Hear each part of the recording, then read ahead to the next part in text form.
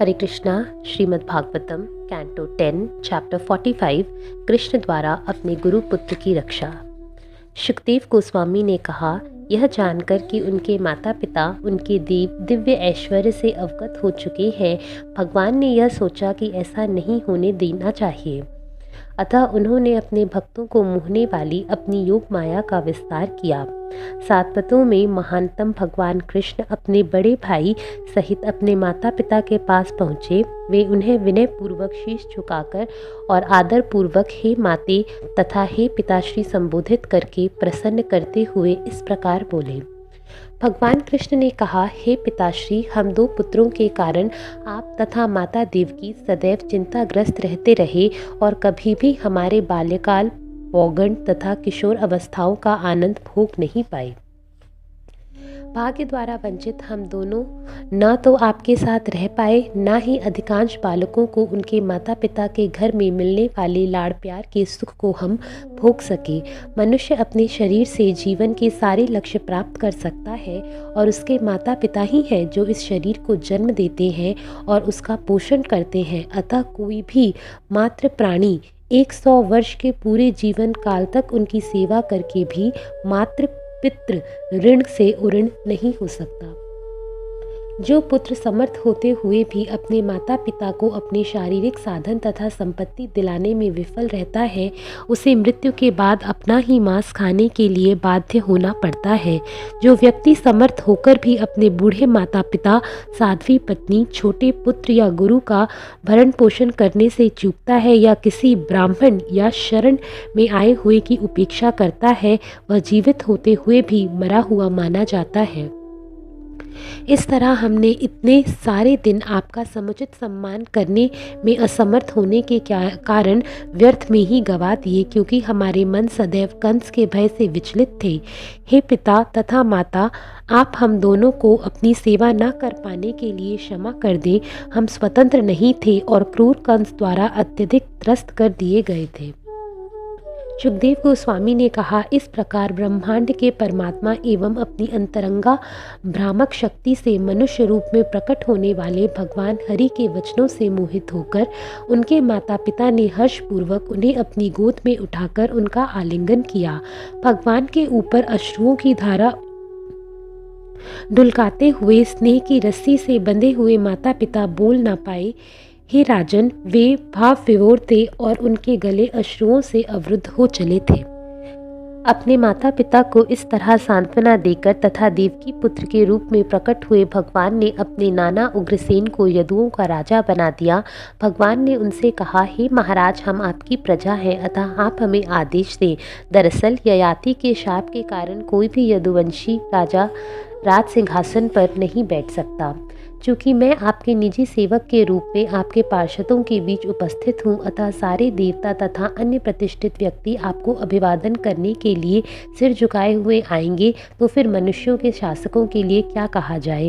तत्पश्चात भगवान अपने सारे नज़दीकी परिवार वालों को तथा अन्य संबंधियों को उन विविध स्थानों से वापस लाए जहाँ वे कंस के भय से भाग कर गए थे। उन्होंने यदुओं, विष्णुओं, अंधकों, मधुओं, दार्शों, कुकुरों इत्यादि जाति पक्ष वालों को सम्मान पूर्वक बुलवाया और उन्हें सांत्वना भी दी, क्योंकि वे विदेशी स्थानों में रहते रहते थक चुके थे।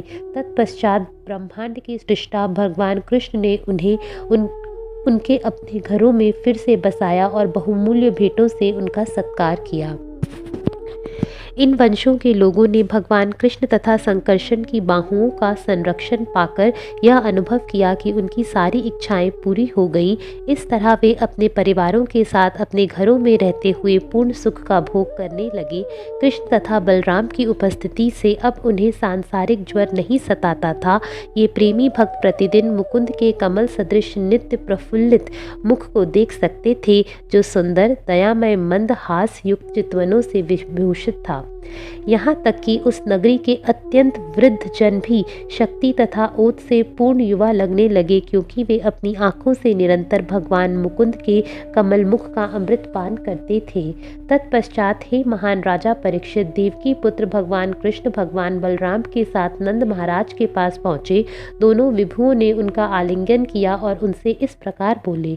कृष्ण और बलराम ने कहा, हे पिताश्री, आप तथा माता यशोदा ने हम दोनों को बड़े स्नेह से पाला पोसा है और हमारी इतनी अधिक परवाह की है। निसंदेह माता पिता अपनी संतानों को अपने प्राणों से भी अधिक प्यार करते हैं।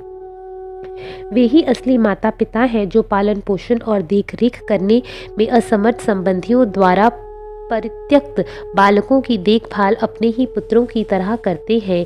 हे पिताश्री, अब आप सब व्रज लौट जाएं। हम आपके शुभचिंतक मित्रों को कुछ सुख दे लेने के बाद तुरंत ही आपको तथा उन प्रिय संबंधियों को देखने के लिए आएंगे जो हमारे वियोग में दुखी हैं। इस प्रकार नंद महाराज तथा व्रज के अन्य लोगों को सांत्वना देकर अच्युत भगवान ने उन सबों को का वस्त्र, आभूषण, घरेलू पात्र इत्यादि उपहारों से आदर समेत सत्कार किया। कृष्ण के शब्द सुनकर नंद महाराज भाव विह्वल हो गए और अश्रुपूरित नेत्रों से उन्होंने दोनों भाइयों को गले लगाया। तत्पश्चात वे ग्वालजनों के साथ व्रज लौट गए। हे राजन, जब शूरसेन पुत्र वसुदेव ने अपने दोनों पुत्रों का द्विज संस्कार कराने के लिए एक पुरोहित तथा अन्य ब्राह्मणों की व्यवस्था की, वसुदेव ने इन ब्राह्मणों की पूजा करते हुए तथा उन्हें सुंदर आभूषण और सुंदर आभूषणों से सजी बछड़ों युक्त गौएं भेंट करके सम्मानित किया। ये सभी गौएं सुनहरे हार तथा रेशमी मालाएं धारण किए थी। तब महात्मा वसुदेव ने कृष्ण तथा बलराम के जन्म के अवसर पर मन ही मन दान की गई गौओं का स्मरण हो आया। कंस ने वे गायें चुरा ली थी, किंतु अब वसुदेव ने उन्हें फिर से प्राप्त किया था और उन्हें भी दान में दे डाला। दीक्षा द्वारा द्विजत्व प्राप्त कर लेने के बाद व्रतनिष्ठ दोनों भाइयों ने यदुवंश के गुरु गर्ग मुनि से ब्रह्मचर्य का व्रत ग्रहण किया। अपने मनुष्य जैसे कार्यों से अपने पूर्ण ज्ञान को भीतर ही भीतर रखते हुए ब्रह्मांड के इन दो सर्वज्ञ भगवानों ने ज्ञान की समस्त शाखाओं के उद्गम होते हुए भी गुरुकुल में जाकर रहने की इच्छा व्यक्त की। इस तरह वे काशीवासी सांदीपनी मुनि के पास पहुँचे, जो अवंती नगरी में रह रहे थे।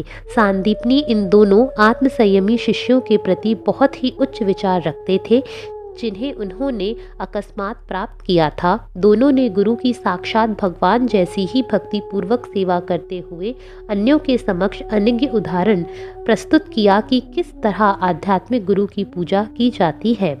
ब्राह्मण शेष गुरु सांदीपनी उनके विनीत आचरण से संतुष्ट थे, अतः उन्होंने दोनों को सारे वेद, 6 वेदांगों सहित तथा उपनिषद पढ़ाए।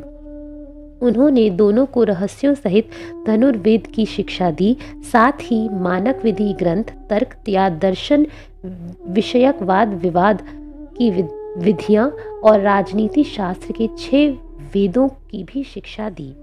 हे राजन, पुरुष श्रेष्ठ कृष्ण तथा बलराम स्वयं ही सभी प्रकार की विद्याओं के आदि परवर्तक होने के कारण किसी भी विषय की व्याख्या को एक ही बार में सुनकर तुरंत आत्मसात कर सकते थे। इस तरह उन्होंने एकाग्रचित्त से 64 कलाओं तथा चातुर्यों को उतने ही दिनों और तथा रातों में सीख लिया। तत्पश्चात हे राजन, उन्होंने गुरु दक्षिणा देकर अपने गुरु को प्रसन्न किया। हे राजन, विद्वान ब्राह्मण सांदीपनी ने दोनों विभुओं के यशस्वी तथा अद्भुत गुणों एवं उनकी अति मानवीय बुद्धि के बारे में ध्यानपूर्वक विचार किया। तत्पश्चात अपनी पत्नी से परामर्श करके उन्होंने गुरु दक्षिणा के रूप में अपने नन्हे पुत्र की वापसी को चुना, जो प्रभास क्षेत्र के समुद्र में मर चुका था।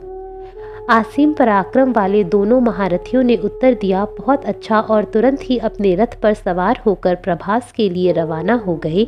तब वे उस स्थान पर पहुँचे जो वे समुद्र तट पर पैदल गए और वहां बैठ गए। क्षण भर में समुद्र का देवता उन्हें भगवान के रूप में पहचान कर श्रद्धा रूप में भेंट लेकर उनके निकट आया। भगवान कृष्ण ने समुद्र के स्वामी से कहा, मेरे गुरु के पुत्र को तुरंत उपस्थित किया जाए जिसे तुमने अपनी बलशाली लहरों से यहाँ जकड़ रखा है।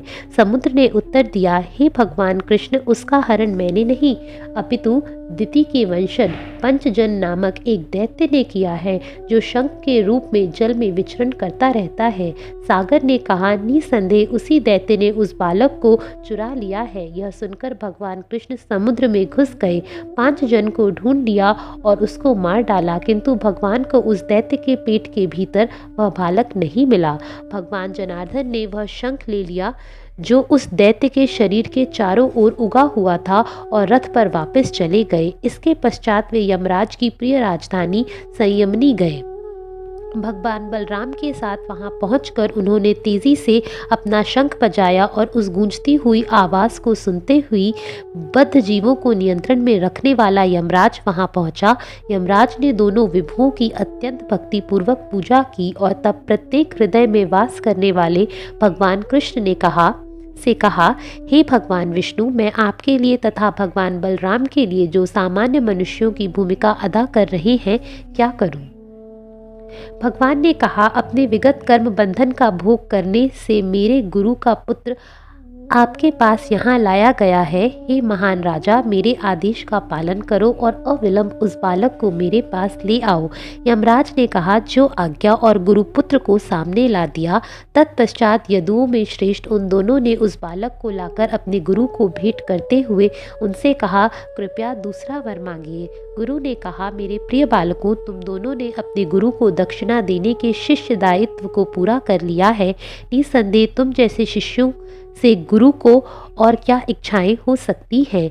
हे वीरों, अब तुम अपने घर लौट जाओ। तुम्हारा यश संसार को पवित्र बनाए और इस जन्म में तथा अगले जन्म में वैदिक स्तुतियां तुम्हारे मन में सदैव ताज़ी बनी रहे।